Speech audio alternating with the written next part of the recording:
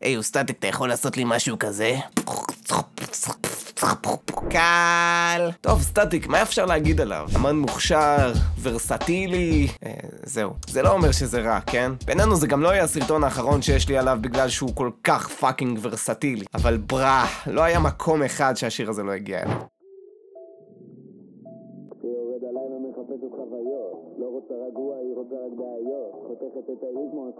ולא, אנחנו לא נתעסק בתקופה שהוא היה עם בן אל. למה? ככה. אני לא מסית שאומר שאמא שלו ואמא שלו ואמא שלו. טוב, אולי הסרטון הזה היה אמור להיקרא איך להיות טריינגל, אבל השיר הזה מבחינתי זה סטטיק החדש. וזה. אלמיגו, זה בכלל לא שיר של סטטיק. נכון. זה לא שיר של סטטיק. אבל לפני שאתם שופטים אותי, איזה פאקינג דומה זה. לוק. תפסיקי לעלות על מוניות ולעשות רונדלת. פאנ פקט. אם תהיתם לעצמכם מי ערך את הקליפי מילים לאלבום המושלם הזה, הוא לא אחר מהגבר החסון והשרירי הזה. אז מי שלא הבין, היום אנחנו נתמקד שלב אחד.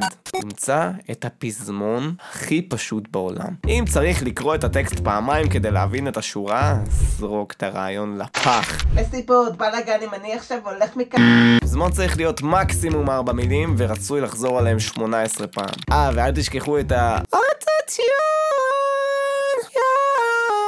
אבל לא בקטע מוקסם. בלאגן. יותר טוב. שלב 2, הביט. הסגנון של טריינגל זה כאילו האוס, אבל לא האוס, טכנו, אבל לא טכנו, זה ממש מעצבן. אני אוהב את זה. תכלס זה ממש מזכיר לי את הסלאפ האוס, שהיה אז פופולרי באיזה 2020, 2021. אבל אנחנו חיים בארץ, תכלס הכל מגיע לפה באיחור. בס רפפטיבי, טופים, אפקטים, זהו, יש לכם ביט. ואל תשכחו להוסיף איזה סאונד ישראלי כלשהו. אני הוספתי אמבולנס.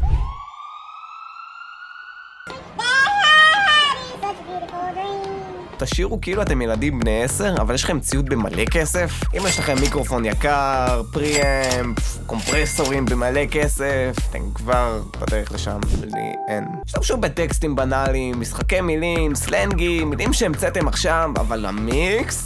תן את זה לאנשים המוכשרים באמת, תן. שלב התוצאה.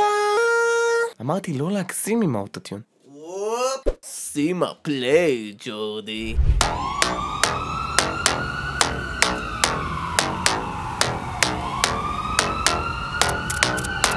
פותח בקבוק, לא שותה אותו שופך. כל המועדון משתגע, אני הולך. יודעת יש לי כסף, אני עושה עליה פלקס. חבר הנוכחי, את יכולה לקרוא לו אקס. ותדלקת עם בלוגה, מוכנה למסיבה.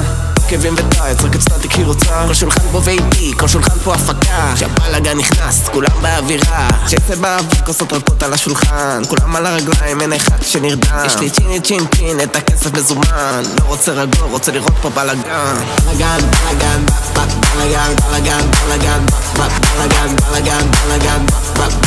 לא רוצה רגוע, רוצה לראות פה בלאגן.